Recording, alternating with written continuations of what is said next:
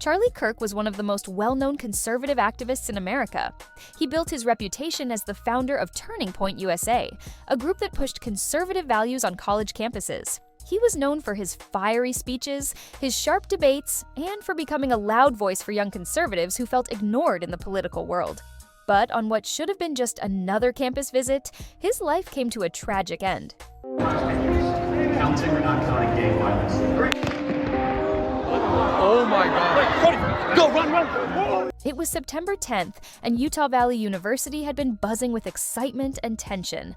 Kirk was in the middle of his American comeback tour, visiting different colleges to talk to students, answer questions, and promote his vision for the country.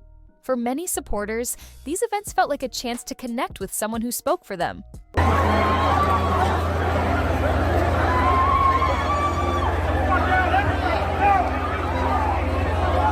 For critics, they were confrontational and heated.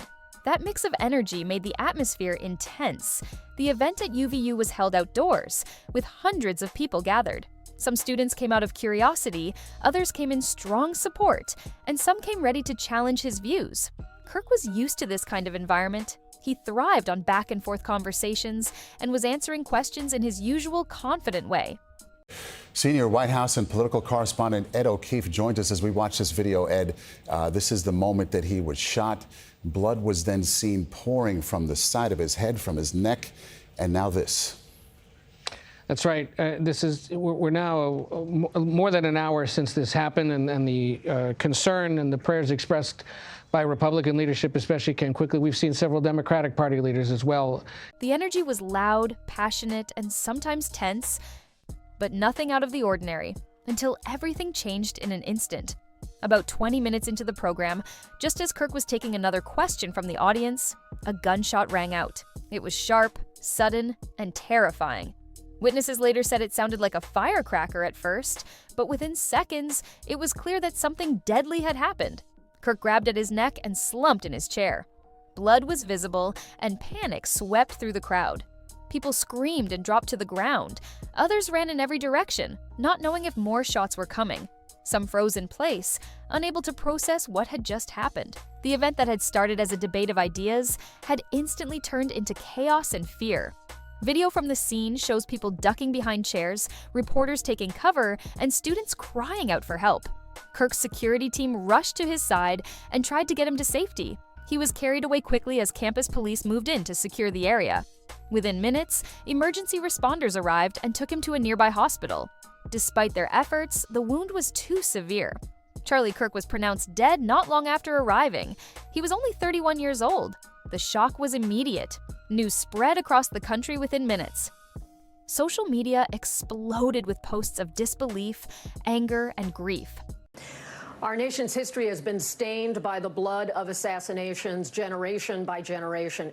Infrequent, and yet when it happens, it is obviously a wrenching issue that often brings people across the political spectrum together. Charlie Kirk was a provocateur. He was someone who was fully engaged in all the modern tools of how you talk about politics and ideas in the United States. He did challenge his sort of political. For his supporters, it was not just the loss of a political leader, but the loss of a man they saw as a symbol of their movement.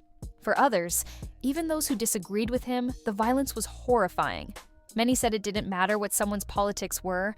No one should be killed for their ideas. Authorities quickly began their investigation. The shot had come from a distance, possibly a rooftop or nearby building. At first, police thought they had a suspect, but later clarified that the person was only questioned and then released. As of now, the shooter has not been identified publicly. The FBI and state officials are treating it as a political assassination, and the investigation is ongoing. Utah's governor, Spencer Cox, called it one of the darkest days in the state's history. He said violence of this kind strikes at the heart of democracy because if political speech can lead to murder, then free expression is under threat. Leaders from across the political spectrum, including many who often clashed with Kirk, condemned the attack and demanded unity against violence. Former President Donald Trump released a statement calling Kirk a patriot, a fighter, and a friend. He said America had lost a rising star in the conservative movement. Many others echoed that message, remembering Kirk as someone who dedicated his life to building a network of young activists who would carry conservative ideas into the future. On campus, students were left shaken. Utah Valley University shut down classes, evacuated the grounds, and announced that it would remain closed for several days. For many who had attended, the images and sounds of the shooting will be hard to forget. Some students spoke about how they never expected to see something like this happen in what should have been a place of learning and debate. Charlie Kirk leaves behind a wife and 2 young children. Beyond the politics, he was a husband and father, and those closest to him are left grieving a life cut far too short. Supporters have already begun planning vigils and memorials across the country. At Turning Point USA's headquarters, staff members lowered the flag and described the atmosphere as heavy with grief, but also filled with determination to continue his work. The shooting raises bigger questions for the country. Why has political violence become so common? Why do disagreements that should be settled with words turn into attacks with weapons?